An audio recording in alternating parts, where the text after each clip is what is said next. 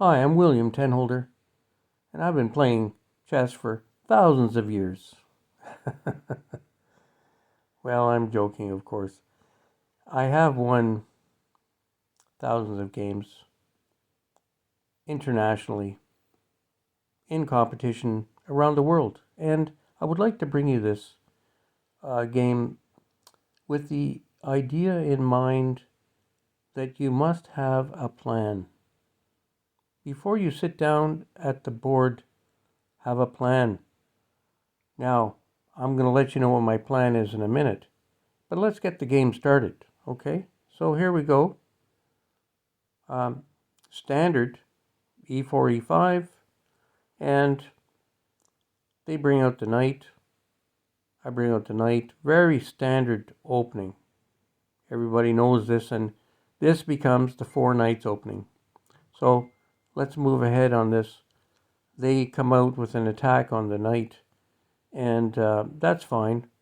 We're just going to make sure the other knight doesn't come out, because sometimes it's distraction, right? They're distracting you on the queen side, and then they want to do something on the king side. So you always have to be looking at both sides of the board, and you have to be thinking offense and defense.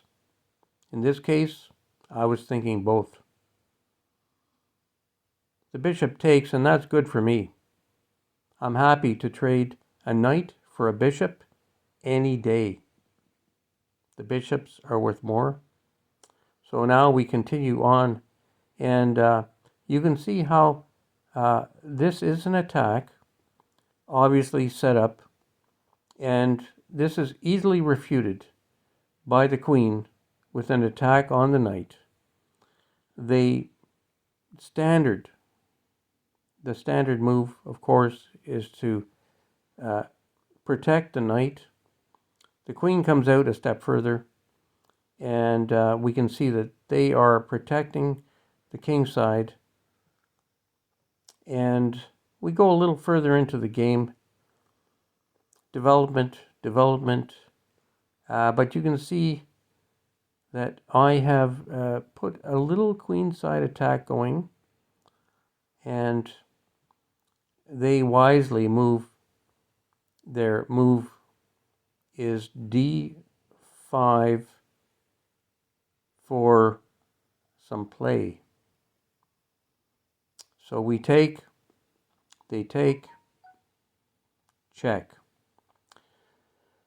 So this is where it kind of backfires for them, because queen protects the king, queen takes queen, and now we're going to see this game develop with these trade-off moves, and we'll just play through this nice and quick.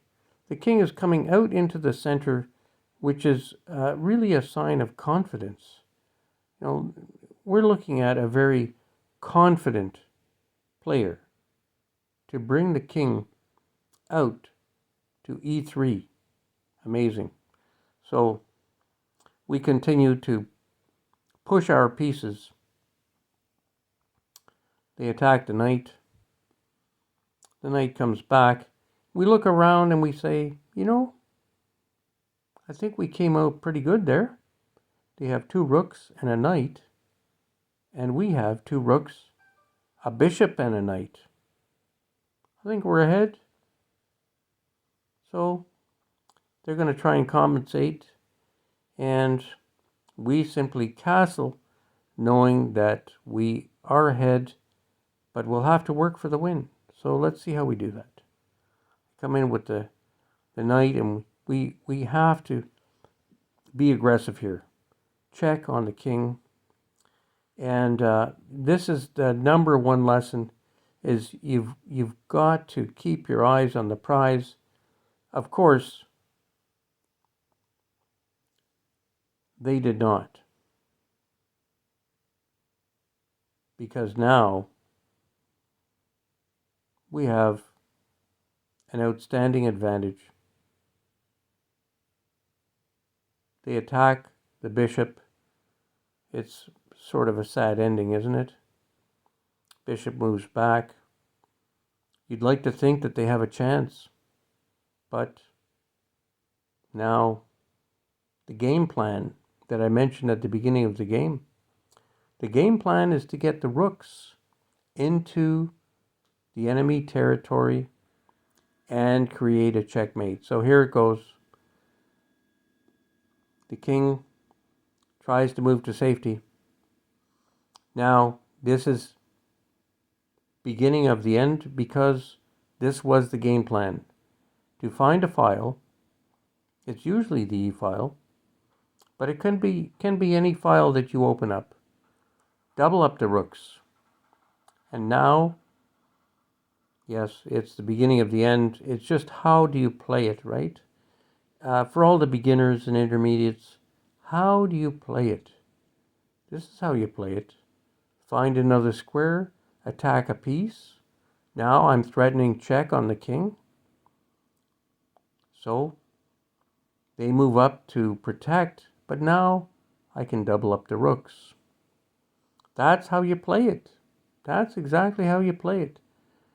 Threaten a piece, threaten a check, or do a check. And in this case, we double up the rooks. The king is running now because this is big trouble. Check on the king. The king has to move back, and that is checkmate. Thanks to the rooks, thanks to the pawn, thanks to the game plan. So make your game plan, stick to your game plan, and you will have a beautiful victory like this. Take a snapshot of this. It's beautiful. Enjoy your chess. I'm William Tenholder. Have a great night.